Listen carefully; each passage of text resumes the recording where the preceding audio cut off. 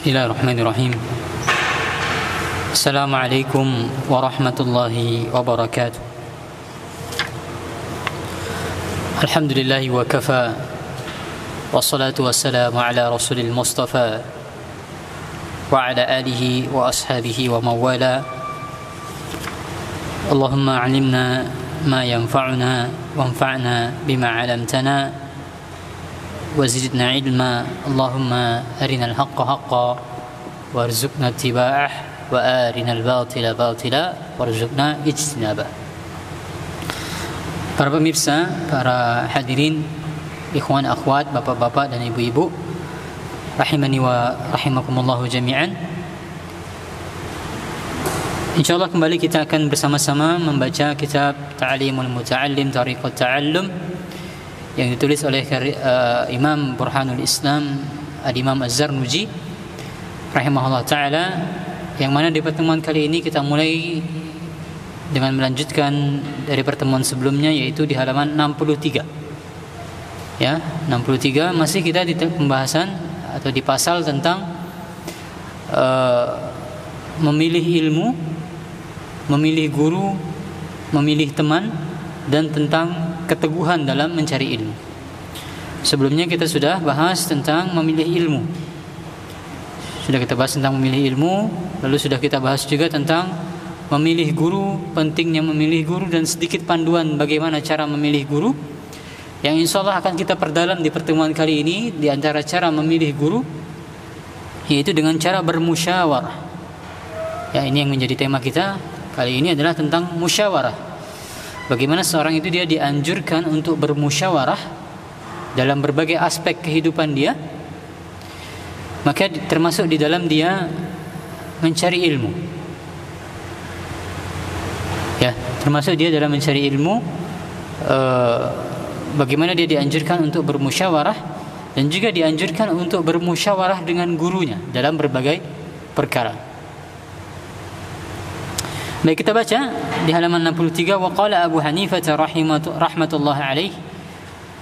Al-Imam Abu Hanifah, semoga Allah merahmati beliau, berkata, sami'tu hakiman min hukama'i Samarqand qal, aku pernah mendengar salah seorang hakim di kota Samarqand yang dia berkata, inna wahidan min talabatil ilmi syawarani fi talabil ilmi wa kana qad azama 'ala adh-dhahabi ila al-Bukhara li talab al-ilmi. Kata hakim tersebut, ada seorang penuntut ilmu yang dia itu meminta saran kepadaku, atau dia bermusyawarah denganku tentang tempat mencari ilmu, kemana dia harus pergi. Ya, dia bermusyawarah dengan hakim ini, seorang penuntut ilmu. Padahal kata hakim itu, dia sudah bertekad untuk pergi ke Bukhara untuk menuntut ilmu. Ya, dia sudah bertekad untuk ke Bukhara untuk menuntut ilmu. Apa maksudnya? Kenapa Imam Zarnuji membawakan hadis ini? Yang pertama adalah maksudnya beliau ingin menunjukkan bahwasanya dianjurkan untuk penuntut ilmu dia untuk bermusyawarah tadi. Ya, penuntut ilmu ini dia bermusyawarah dengan hakim yang ada di kota Samarkand. Kemana saya harus mencari ilmu? Kepada siapa saya harus belajar? Ke kota mana saya harus pergi? Ini yang menjadi poinnya yang pertama. Ya. Lalu kata hakim tadi,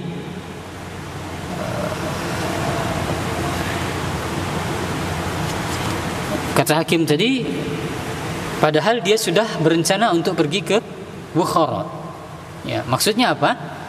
Pilihan dia sudah tepat. Ya. Kenapa dia bermusyawarah lagi denganku? Padahal dia sudah memilih yang tepat, yaitu untuk pergi ke kota Bukhara. Kota Bukhara dari zaman ke zaman itu terkenal dengan banyak melahirkan para ulama, ya, atau kota asalnya para ulama, kota Bukhara itu. Dan yang paling top siapa dari kota Bukhara? Yaitu Al-Imam Al-Bukhari, ya, Al-Imam Al-Bukhari, Muhammad bin Ismail Al-Bukhari. Kenapa disebut nama beliau sebagai Bukhari? Karena asal beliau dari Bukhara. Banyak sekali ahli hadis dari kota Bukhara, bahkan dari zaman ke zaman, bahkan zaman sekarang. Salah satu ahli hadis di kota Madinah yang mengajar di Masjid Nabawi adalah Syekh Hamid Akram Al-Bukhari, ya, dari Bukhara juga beliau. Mukanya tidak seperti orang Arab pada umumnya, karena Bukhara bukanlah negeri Arab. Maka yang menjadi poin pada pembahasan ini adalah bagaimana Imam Zarnuji ingin menunjukkan bagaimana tadi penuntut ilmu dia bermusyawarah tentang, dia bertanya tentang kemana dia harus mencari ilmu. Nah, makanya kata beliau di sini, wa hakaza yanbaghi ayyushawira fi kulli amrin. Hendaknya seseorang itu dia meminta atau dia bermusyawarah dalam segala perkaranya. Dalam segala perkara, tidak hanya dalam perkara menuntut ilmu, tidak hanya dalam perkara mencari ilmu, akan tapi dalam segala urusannya di dalam kehidupannya. Hendaknya dia bermusyawarah. Fa inna Allah Ta'ala amara rasulahu alaihi salatu wassalam bil musyawarati fil umuri wa lam yakun ahadun afdana minhu wa ma'a dhalika umira bil musyawarah.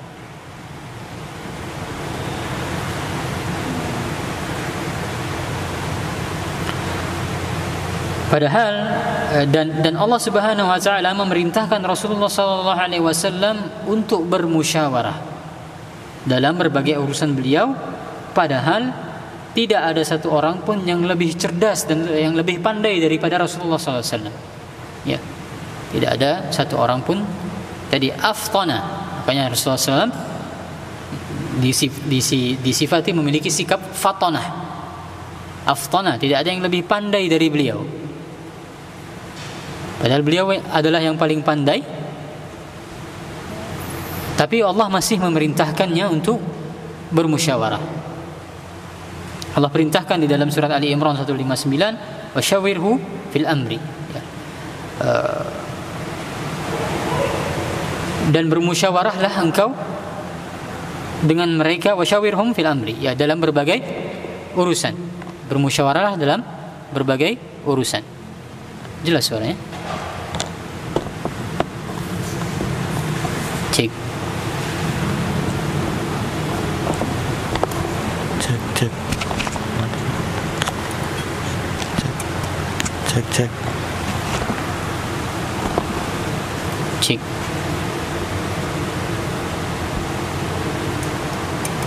Cek, cek.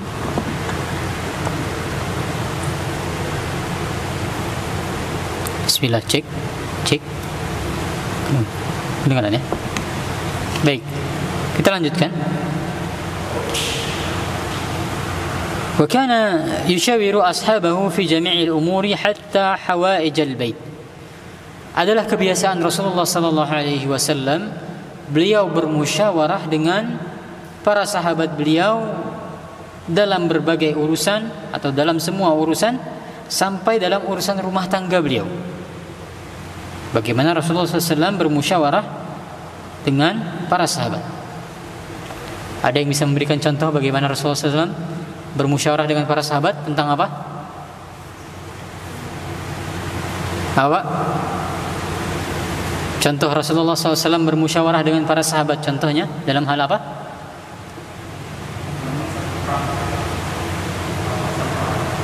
Dalam hal rampasan perang, atau lebih tepatnya dalam perang Badar itu tentang tawanan perang, ya.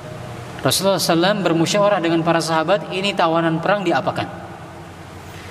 Maka dalam kasusnya perang Badar, Abu Bakar memiliki pendapat A, sedangkan Umar memiliki pendapat B. Maka akhirnya dipilih oleh Rasulullah SAW pendapatnya Abu Bakar. Dipilih pendapatnya Abu Bakar, tapi ternyata Allah menurunkan wahyu yang ternyata lebih berkecocokan dengan pendapatnya Umar. Maka ketika itu diriwayatkan Rasulullah SAW bersama Abu Bakar menangis. Menangis karena kejadian itu. Allah menurunkan wahyu yang berbeda dengan apa yang telah mereka pilih. Contoh lainnya adalah awal hijrah, yaitu tentang cara mengumpulkan manusia untuk sholat berjamaah. Maka Rasulullah SAW bermusyawarah tentang bagaimana caranya mengumpulkan manusia agar bisa tahu ini waktunya untuk sholat berjamaah. Maka sebagian sahabat ada yang usul, bagaimana kalau Rasulullah kita kumpulkan mereka dengan membunyikan lonceng. Maka tidak disetujui oleh Rasulullah SAW karena menyerupai orang Nasrani. Sebagian sahabat lagi usul kepada Rasulullah, bagaimana kalau kita tiup trompet? Tidak disetujui oleh Rasulullah SAW karena menyerupai orang Yahudi. Lalu datanglah sahabat yang menceritakan mimpinya tentang tata cara azan. Dan juga ternyata ini juga dimimpikan oleh Umar bin Khattab. Akhirnya Rasulullah SAW menyetujui cara tersebut. Lalu ketika itu Rasulullah SAW memanggil Bilal, memerintahkan Bilal untuk mengumandangkan azan. Contohnya bagaimana Rasulullah bermusyawarah.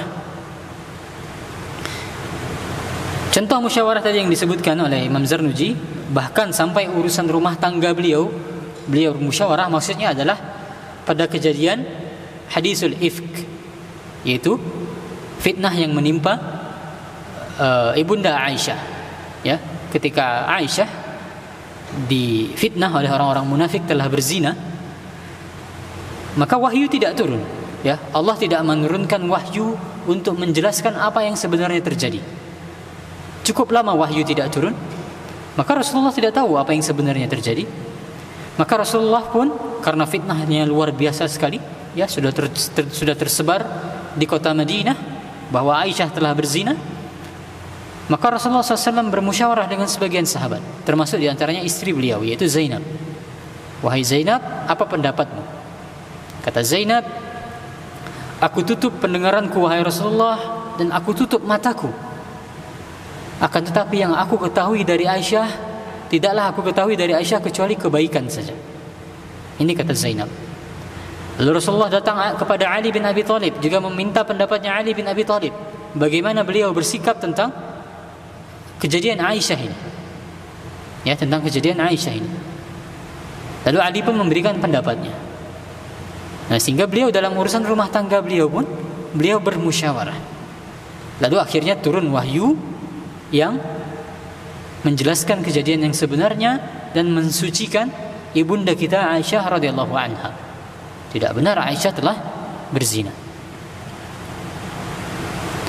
Nah, maka kalau di zaman Rasulullah SAW, musyawarah itu beliau lakukan ketika belum ada wahyu, ya. Ketika memang sudah ada wahyu yang turun, maka tidak ada pilihan lain, diikuti wahyu itu. Musyawarah dilakukan jika tidak ada wahyu dari Allah Subhanahu wa taala.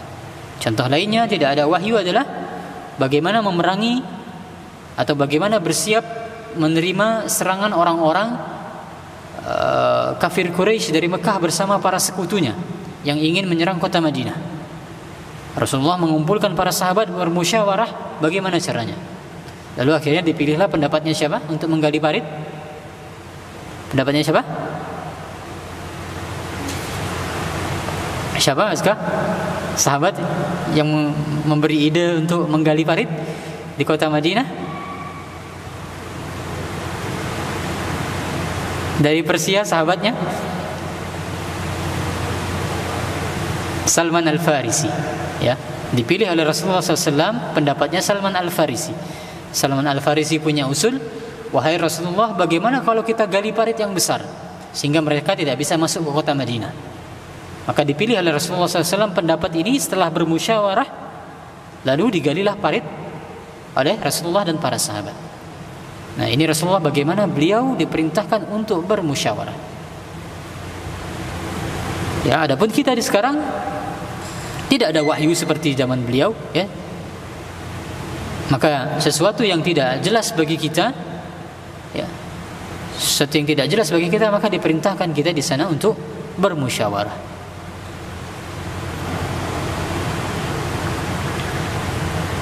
Itulah pentingnya kenapa di sebuah organisasi terkhusus organisasi dakwah itu bagusnya kalau ada dalam strukturnya ada ustadz yang dilibatkan di sana sehingga bisa melibatkan para ustadz untuk bermusyawarah sehingga mereka bisa memberikan pendapat di dalam musyawarah tersebut. Kemudian Imam Zarnuji melanjutkan halaman 66, Qala Aliyun karamallahu wajhah, Ali bin Abi Thalib karamallahu wajhah, semoga Allah memuliakan wajahnya. Sedikit catatan tambahan, kata Syekh Shalih Al-Utsaimin, ungkapan karamallahu wajhah, semoga Allah memuliakan wajahnya Ali, ini merupakan di antara syiarnya orang-orang Syiah, ya, sebagaimana disebutkan oleh Ibnu Katsir di dalam tafsir beliau. Syiarnya orang Syiah adalah mendoakan Ali atau mengkhususkan Ali dengan doa karamallahu wajhah, ya. Sehingga yang syiarnya adalah mengkhususkan Ali dengan doa ini.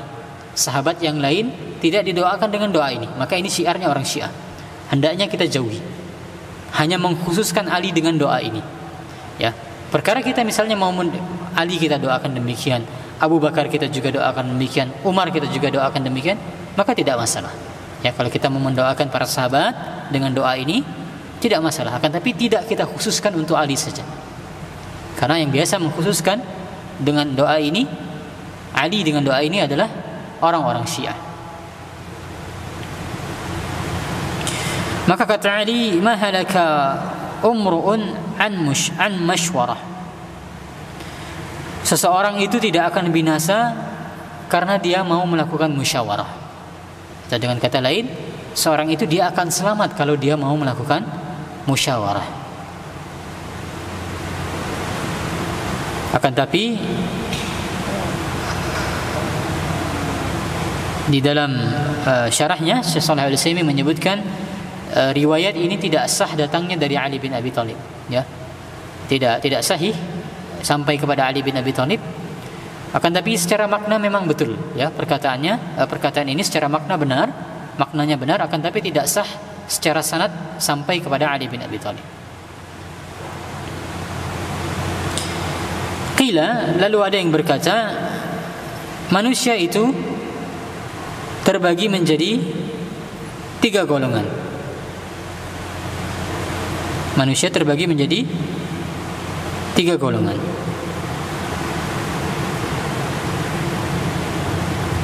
Yang pertama adalah yaitu seseorang yang sempurna, atau 3 golongannya adalah manusia yang sempurna, setengah sempurna, dan manusia yang tidak sempurna sama sekali. Itu 3 golongannya. Siapa itu manusia yang sempurna? Yaitu manusia lahu ra'yun sa'ibun wa yushawiru al-uqala. Manusia yang sempurna adalah dia memiliki pandangan yang tepat, lalu dia meminta pertimbangan kepada orang-orang yang berakal. Ya, dia memiliki pandangan yang bagus, lalu dia meminta pertimbangan kepada orang-orang yang tepat, kepada orang-orang yang berakal. Ini manusia yang sempurna. Manusia yang setengah sempurna adalah dia memiliki pandangan yang tepat, akan tapi dia tidak mau meminta pertimbangan kepada orang-orang yang berakal. Atau sebaliknya, dia meminta pertimbangan kepada orang lain, kepada orang yang tepat, akan tapi dia tidak memiliki pandangan dari dirinya sendiri. Ini manusia yang setengah sempurna.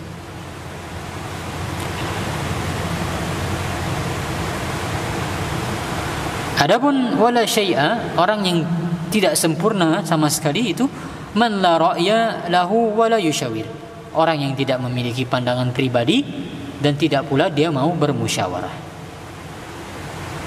Tidak memiliki pandangan pribadi dan tidak pula dia mau bermusyawarah. Ini orang yang tidak sempurna sama sekali. Maka milikilah pandangan pribadi, akan tapi jangan cukupkan diri kita dengan pandangan kita pribadi itu. Jangan kita kemudian merasa sombong, akan tapi musyawarahkanlah dengan orang-orang yang tepat. Waqala Ja'far As-Sadiq li Sufyan As-Sawri. Ja'far As-Sadiq berkata kepada Sufyan As-Sawri, syawir fi amrika alladhi yakhshawna Allah Ta'ala. Mintalah pertimbangan tentang urusanmu kepada orang-orang yang takut kepada Allah Ta'ala. Mintalah pertimbangan tentang urusanmu kepada orang-orang yang takut kepada Allah Ta'ala. Nah, sehingga di sini memberikan kita pelajaran yang penting. Tidak sembarangan orang yang kita ajak untuk bermusyawarah, tidak sembarangan orang yang kita ajak untuk dimintai pendapatnya. Ya. Sehingga tidak benar ada sebagian orang dia berdalil dengan demokrasi, katanya di dalam Islam itu dianjurkan untuk bermusyawarah. Asal usulnya demokrasi katanya adalah musyawarah. Pemilu itu katanya lihat bagaimana Umar menunjuk Majlis Syura, ya ahlu syura, 6 orang dipilih oleh Umar.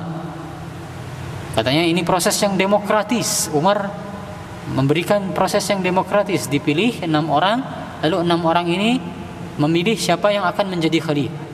Ini sesuatu yang tidak berhubungan atau sesuatu yang tidak bisa dikiaskan. Di dalam demokrasi kita tahu ya, semua suara itu sama. Suaranya orang yang tidak berilmu dengan orang yang berilmu itu sama. Suaranya orang yang berpendidikan tinggi dan berpendidikan rendah itu sama. Apapun statusnya, tinggi rendahnya, semuanya suara di dalam demokrasi itu sama. Oke, itu dalam demokrasi. Adapun dalam musyawarah, kita dianjurkan bermusyawarah dengan orang-orang yang memang berhak diajak untuk bermusyawarah. Lihat bagaimana Umar salah satu menunjukkan siapa yang berhak untuk diajak bermusyawarah tadi. Kalau istilahnya Ja'far As-Shadiq adalah allazina yakhshanallah, orang-orang yang takut kepada Allah, dengan kata lain orang-orang yang bertakwa kepada Allah. Kalau tadi sebelumnya yaitu al-uqala, orang-orang yang berakal. Orang-orang yang berakal yang diajak untuk bermusyawarah. Lihat bagaimana Umar kalau memang mau mengkiaskan dengan kejadian ketika Umar hendak wafat, bagaimana beliau memberikan arahan untuk menunjuk pengganti setelah beliau. Siapa yang dipilih oleh Umar? 6 orang terbaik yang seluruhnya telah dijamin dengan surga. Ya, 6 orang yang dipilih oleh Umar untuk menggantikan beliau ini, untuk berdiskusi dan bermusyawarah ini, yang disebut sebagai proses demokratis ini, 6-6-nya adalah yang dijamin oleh Rasulullah SAW dengan surga. Ya, tidak sembarangan orang. Ya. Tidak orang-orang yang berpendidikan, orang-orang yang tidak berpendidikan kemudian yang diajak untuk bermusyawarah. Tidak. Orang-orang yang top, orang-orang pilihan. Lalu kata Imam Zarnuji, fatalabul ilmi min a'la al-umuri wa as'abiha fakanat al-musyawaratu fihi ahamma wa awjaba. Nah, maka beliau setelah menjelaskan keutamaan musyawarah, barulah beliau membawakan konteksnya dalam menuntut ilmu. Kenapa beliau menjelaskan tentang musyawarah? Kata beliau, menuntut ilmu merupakan perkara yang paling luhur dan paling sulit di antara perkara yang sulit dalam menuntut ilmu itu. Sehingga meminta pertimbangan orang lain di dalamnya itu lebih urgen dan lebih wajib. Ya. Termasuk meminta pertimbangan dalam yang sudah kita bahas, memilih ilmu, apa yang harus saya pelajari. Mintalah pertimbangan. Mintalah bermusyawarahlah. Termasuk juga dalam kita memilih guru, maka bermusyawarahlah. Kalau dalam konteks teman-teman panitia kajian, bermusyawarah tentang siapa yang akan kita angkat sebagai pembicara, siapa yang akan kita angkat sebagai pengisi pengajian, sebagai khatib dan seterusnya. Maka lakukan musyawarah. Al-Hakim berkata, "Idza ذهبت إلى بخارى فلا تعجل في الاختلاف إلى الأئمة وامكث شهرين حتى تتأمل وتختار أستاذا." Jika engkau pergi ke Bukhara, ya, kota Bukhara yang tadi sudah kita singgung, janganlah engkau tergesa-gesa untuk mendatangi banyak guru, akan tetapi tinggallah dulu selama 2 bulan agar engkau bisa mempertimbangkan dan memilih seorang guru. Ya, ini menunjukkan apa? Betapa banyaknya ulama di kota Bukhara itu. Banyak ulama di kota Bukhara sehingga zaman dulu orang kalau dia pergi ke kota itu dia bisa memilih banyak pilihan. Saya mau belajar sama siapa? Maka dianjurkan oleh Al-Hakim stay di sana terlebih dahulu selama 2 bulan, lihat-lihat siapa kira-kira guru yang paling pas. Fa innaka idza zahabta ila 'alimin وبدأت بالسبق عنده فربما لا يعجبك درسه فتتركه فتذهب إلى الآخر فلا يبارك لك في التعلم. Kenapa dilihat-lihat dulu selama 2 bulan dianjurkan? Karena jika engkau mendatangi seorang ahli ilmu dan engkau langsung belajar tanpa engkau mempertimbangkannya, bisa jadi ternyata pelajaran yang dia sampaikan itu tidak menarik bagimu. Ya, saya tidak cocok sama guru ini, tidak cocok sama cara penyampaiannya, tidak cocok sama materinya misalnya, terlalu berat dan seterusnya. Lalu karena ketidakcocokan itu engkau berkeinginan untuk meninggalkannya dan mencari guru lain, sehingga belajarmu menjadi kurang berkah. Kata Al-Hakim, sehingga belajarmu menjadi kurang berkah. Kan tapi semestinya adalah, ini kata beliau, fata'ammal fi syahraini fi ikhtiyaril ustad. Kan tapi renungkan selama 2 bulan tentang ustadz siapa atau guru siapa yang akan saya angkat, atau guru siapa yang akan saya pilih. Wasyawir hatta la tahtaja ila tarkihi wal i'radi anhu فَتَثْبُتَ عِنْدَهُ حَتَّى يَكُونَ تَعَلُّمُكَ مُبَارَكًا وَتَنْتَفِعَ بِعِلْمِكَ كَثِيرًا. Mintalah pertimbangan kepada orang lain sehingga engkau tidak meninggalkan guru tersebut dan berpaling darinya, serta tetap tekun belajar di sisinya. Dengan demikian belajarmu menjadi lebih berkah dan ilmumu akan banyak manfaatnya. Ya, sehingga ini di antara panduan yang cukup panduan teknis, ya istilahnya panduan yang cukup teknis kita dalam menuntut ilmu, yaitu kita amati betul-betul.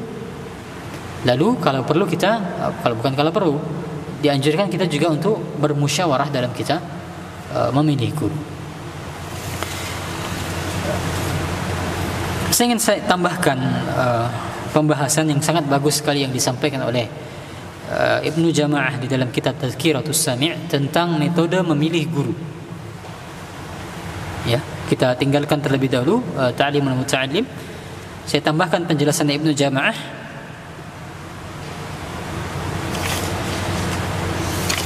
di mana beliau sedang membahas tentang poin bagaimana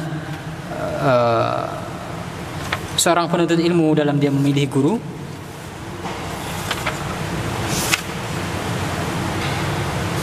Baik, saya bacakan terjemahnya. Kata Ibnu Jama'ah rahimahullah ta'ala, semestinya seorang penuntut ilmu itu ayyuqaddiman nazar, dia betul-betul memikirkan dari siapa dia akan mengambil ilmu. Ini yang pertama, dia pikirkan betul-betul terlebih dahulu. Kemudian wa yastakhirullah fi man ya'khudhul ilma anhu. Setelah itu barulah dia beristikharah kepada Allah dari siapa dia akan mengambil ilmu. Ya, dari siapa dia akan mengambil ilmu. Perlu kita beristikharah. Sehingga konteksnya kalau kita sekarang terkhusus di Jogja, ya. Di Jogja sekitar Pogung sini lah, kita di kawasan utara sini, sekitar Pogung atau sekitar UGM, UII, banyak sekali pengajiannya. Dalam satu hari ada beberapa majelis, ya Pak Eri, ya.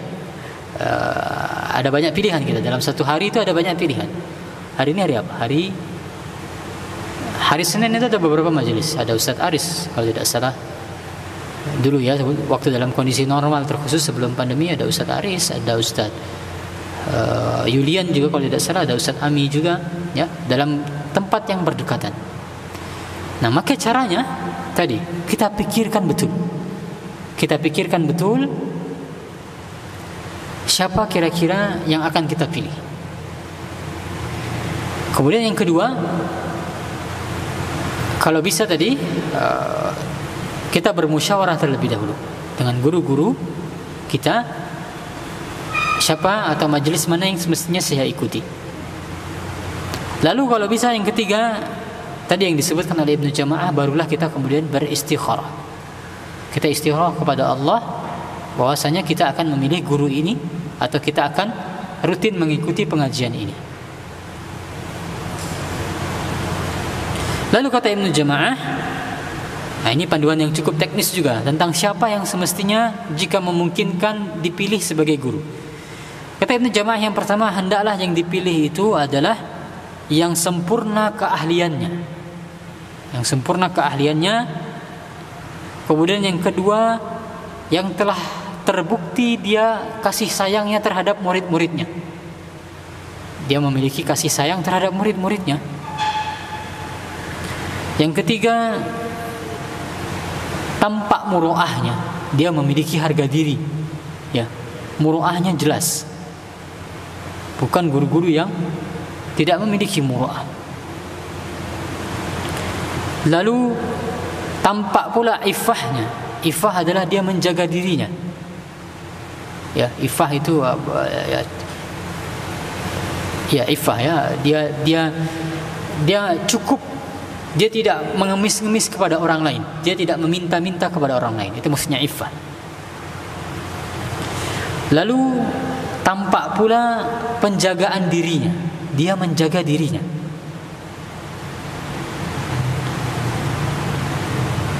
Kemudian bagus pengajarannya dan bagus pula cara dia memahamkannya.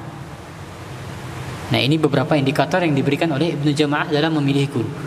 Bagus pengajarannya atau penyampaiannya dan bagus pula cara dia memahamkan. Ini jika memungkinkan, dan itu kata Ibnu Jama'ah, jika ada orang yang seperti ini terkumpul pada dirinya, maka ini yang semestinya lebih diutamakan sebagai guru. Lalu Ibnu Jama'ah membawakan riwayat yang telah kita baca pada pertemuan sebelumnya, yaitu hadzal ilmu dinun fanzuru amman ta'khuzuna dinakum. Sesungguhnya ilmu ini adalah agama, maka perhatikanlah dari siapa kalian mengambil agama kalian. Perhatikanlah dari siapa kalian mengambil agama kalian. Ya, perhatikan dari siapa kalian mengambil ilmu, karena ilmu ini adalah agama. Lalu kata Ibnu Jama'ah di sini, dan tinggalkanlah sikap hanya mau mengambil ilmu dari guru-guru yang terkenal saja, dari guru-guru yang tenar. Ya, terkenal dalam artian tenar, punya nama. Bukan terkenal dalam artian ini terkenal memang dia seorang yang berilmu, terkenal di kalangan para ulama lainnya, bukan seperti itu. Maksudnya dia tenar, terkenal namanya. Jadi penuntut ilmu semestinya dia jangan sampai dia hanya mau mengambil ilmu dari guru-guru yang tenar saja, dan dia tidak mau mengambil ilmu dari guru yang tidak terkenal. Jangan demikian. Karena para ulama menganggap perbuatan yang demikian di antara bentuk kesombongan terhadap ilmu. Ya, kesombongan terhadap ilmu. Nah, kemudian ini poin yang juga sangat penting. Kata Ibnu Jama'ah, wa idza sabarta ahwal as-salaf wal khalaf lam tajidu an-naf'a yahsulu ghaliban wal falahu yudriku taliban illa idza kana li syaikhi min at-taqwa nasibun wafir. Ini poin yang sangat penting. Kata Ibnu Jama'ah, jika engkau mau memperhatikan kondisi para penuntut ilmu, baik dari generasi awal ataupun dari generasi belakangan, akan kau dapati kebermanfaatan yang mereka dapatkan dari proses mereka menuntut ilmu, dan juga kesuksesan yang mereka dapatkan dari mereka menuntut ilmu, itu tidaklah faktor utamanya yang menyebabkan hal tersebut kecuali ketakwaan yang dimiliki oleh gurunya. Ketakwaan yang dimiliki oleh guru itulah faktor utama yang mempengaruhi kesuksesan dan kebermanfaatan yang didapatkan oleh para murid. Ya. Sehingga kita bisa amati sendiri. Sebagian ustadz mengajarkan hal yang sama atau mengajarkan buku yang sama. Ya. Dan sebagian ulama mereka mengajarkan kitab yang sama, mengajarkan materi yang sama, akan tapi kita lihat hasilnya itu berbeda. Ada sebagian ulama atau sebagian ustadz yang memang muridnya ini jadi-jadi, ya, bertebaran di mana-mana, jadi ustadz, jadi ulama juga. Kenapa bisa berbeda-beda demikian? Karena ketakwaan yang berbeda-beda pula. Semakin bertakwa seorang guru, maka itu akan semakin berpengaruh terhadap kesuksesan para muridnya. Sehingga ini sudut pandang bagi kita bagi para penuntut ilmu, ya. maka berupayalah untuk memilih guru yang benar-benar bertakwa. Berupayalah memilih guru yang benar-benar bertakwa, karena itulah yang akan mempengaruhi kesuksesan kita dalam kita mencari ilmu.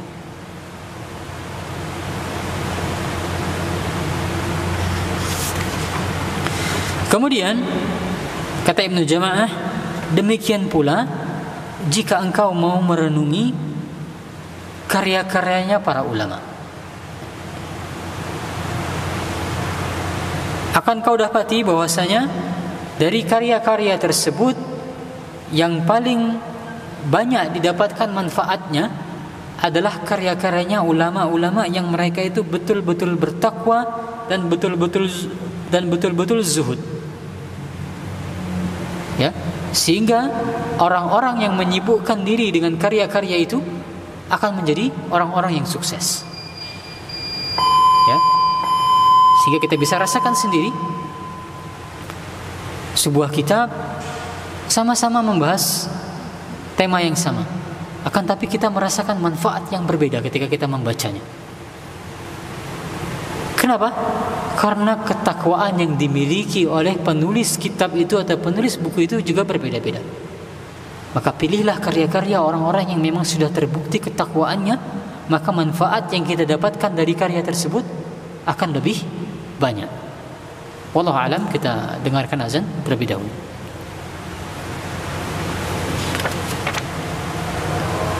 Bismillah, alhamdulillah, wassalatu wassalamu ala rasulillah. Baik, kita lanjutkan sedikit lagi tentang panduan memilih guru. Sehingga tadi kita sudah bawakan beberapa tolak ukur dalam kita memilih guru yang dibawakan oleh Ibnu Jama'ah, yang memang terbukti keahliannya, sempurna keahliannya, terbukti kasih sayangnya, dia memiliki muru'ah, memiliki iffah, dia menjaga dirinya, bagus pengajarannya, dan bagus dia dalam memahamkan. Lalu Ibnu Jama'ah membawakan indikator lainnya di sini. Guru seperti apa yang semestinya dipilih? Kata Ibnu Jama'ah, hendaknya seorang penuntut ilmu itu dia bersungguh-sungguh untuk memilih guru yang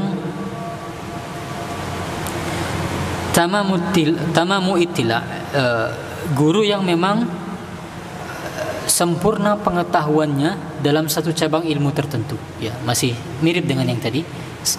Tadi kalau di awal dari Ibnu Jama'ah menggunakan istilah keahlian, sempurna keahliannya. Ini sama, kurang lebih sama, yaitu dia mumpuni dalam bidang itu. Dia memiliki pengetahuan yang sempurna. Nah, yang baru adalah walahu ma'a may yusaqu bihi min masyayikhi asyrihi. Nah, ini yang penting. Hendaknya dipilih guru yang memang terpercaya atau dia memang dipercaya oleh guru-guru lainnya di zaman itu. Ya, dia dipercaya oleh guru-guru lainnya di zaman itu, oleh ulama-ulama lainnya di zaman itu.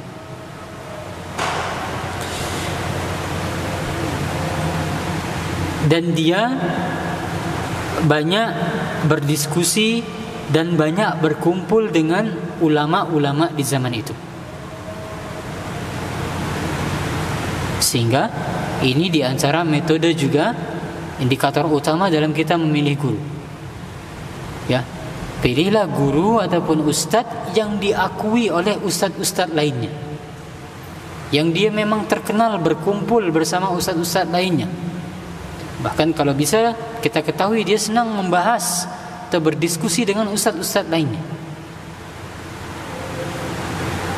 Maka kalau ada seorang kita mau angkat menjadi pengisi pengajian, tanya sama ustadz-ustadz yang lain, ustadz kenal tidak sama ustadz fulan sama ustadz fulan? Tanyakan. Kalau ustadz fulan atau ustadz fulan, kalau banyak ustadz yang tidak mengetahui, tidak tahu orang ini asal usulnya dari mana, maka tunda terlebih dahulu. Ya, tunda terlebih dahulu. Karena salah satu indikator utama kita memilih guru adalah pilihlah guru yang memang diakui dan dikenal oleh guru-guru yang lainnya.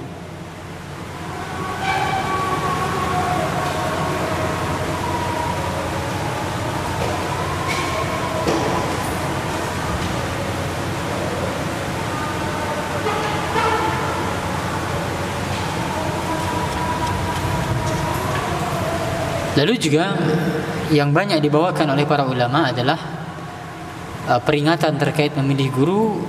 Banyak ulama zaman dulu yang mewanti-wanti jangan memilih guru yang hanya belajar dari kitab saja. Ya, ini di zaman dulu.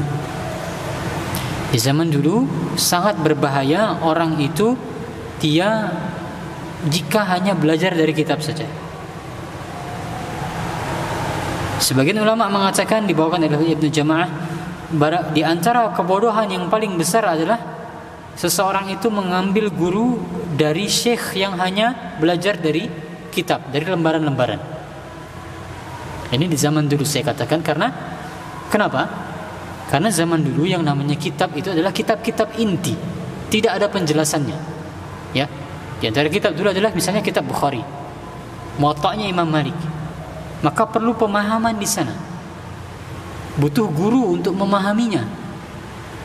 Ya, memahami hadis-hadis yang dalam kitab Muwatta', dalam Sahih Bukhari, dalam Sahih Muslim, dalam kitab Sunan, ini perlu guru untuk memahaminya. Sehingga berbahaya sekali kalau orang dia belajar secara otodidak kepada kitab-kitab asli ini. Adapun di zaman sekarang itu lebih ringan kondisinya.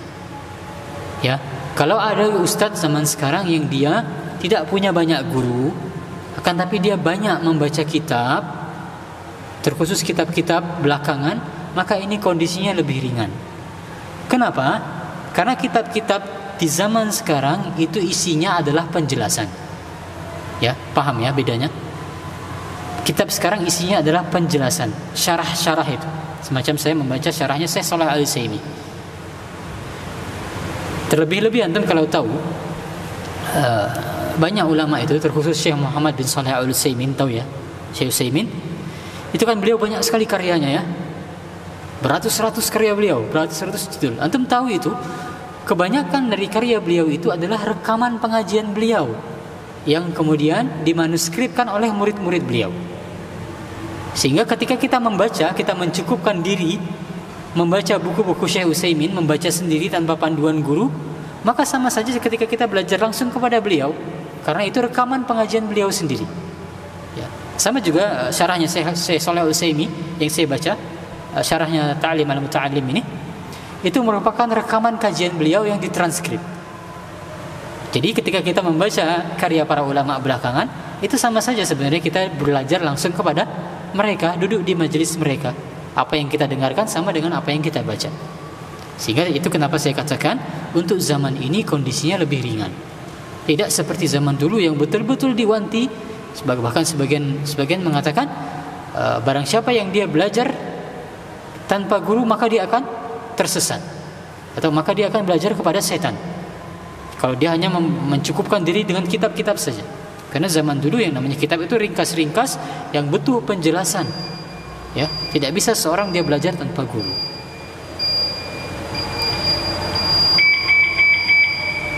Nah, sehingga itu yang bisa saya sampaikan dan saya tambahkan terkait metode memilih guru.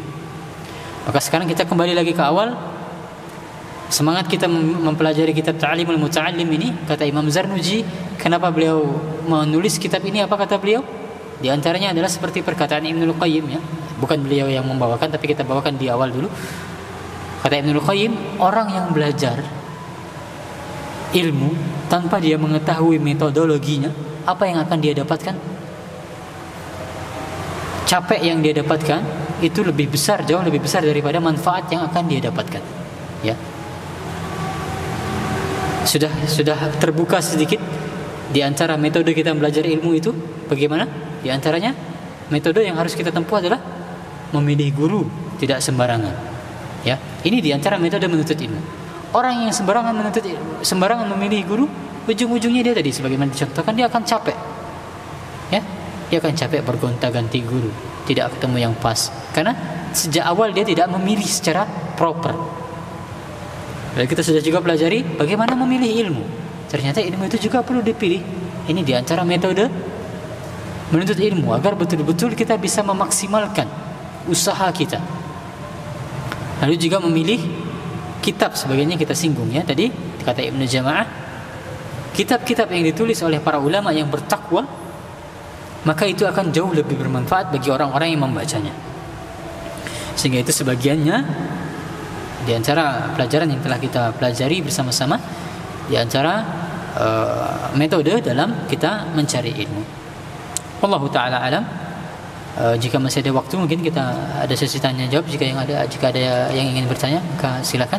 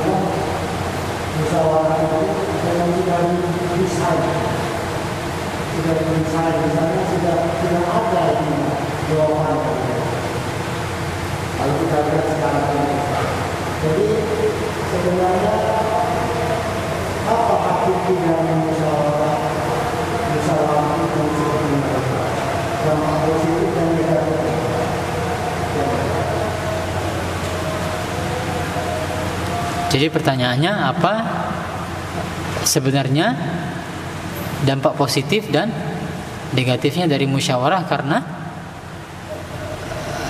kalau kita lihat kondisi di lapangan, musyawarah itu seperti sudah tadi Pak, sudah ada desainnya, sudah kita tahu jawabannya gitu.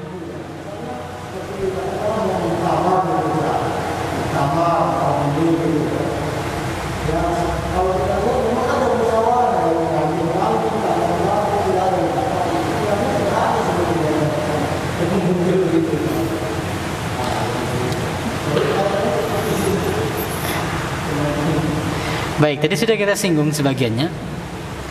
Yang pertama tapi yang jelas adalah kita menjalankan perintah Allah Subhanahu wa taala dari surat Ali Imran tadi, ya. Kita niatkan ini untuk menjalankan perintah Allah. Allah yang memerintahkan kita untuk bermusyawarah. Sehingga apapun hasilnya nanti kita sudah menjalankan perintah Allah.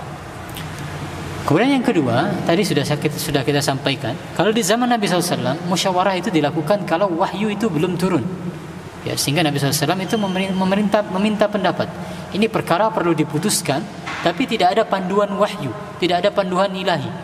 Makanya Nabi SAW bermusyawarah. Nah, maka kalau yang terkait dengan zaman kita sekarang, wallahu a'lam, sesuatu yang perlu kita putuskan, akan tetapi memang syariat tidak memberikan panduan secara jelas dan secara tegas di sana. Ya, syariat tidak memberikan panduan secara jelas dan secara tegas di sana.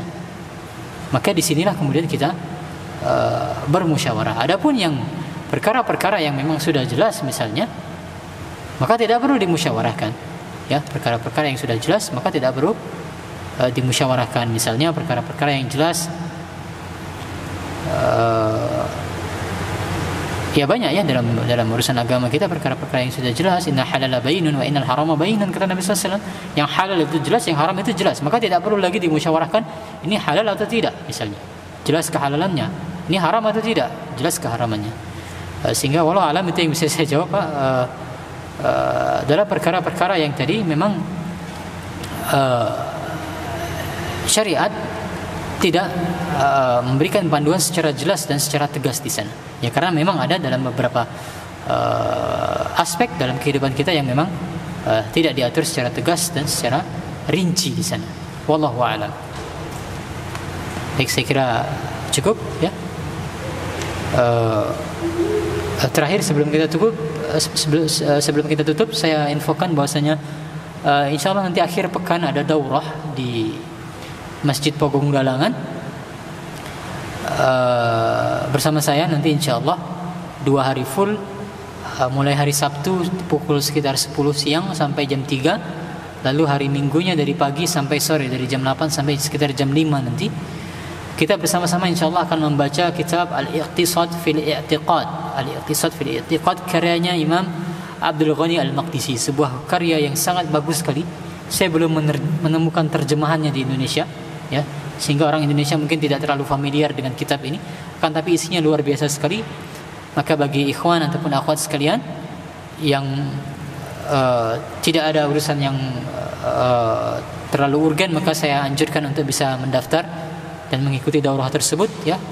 Kuotanya terbatas, hanya 150 orang untuk laki-laki dan 150 orang untuk perempuan. Biasanya kalau daurah Indonesia bertauhid itu cepat sekali penuhnya, ya, cepat sekali penuhnya. Maka segera saja, jika memiliki kelapangan waktu, segera saja untuk mendaftar. Mudah-mudahan kita kemudian bisa mendapatkan manfaat dari daurah tersebut. Demikian, lebih kurangnya saya mohon maaf. Wallahu ta'ala alam, wa sallallahu ala nabiyyina Muhammad wa ala alihi wa sahbihi wa sallam.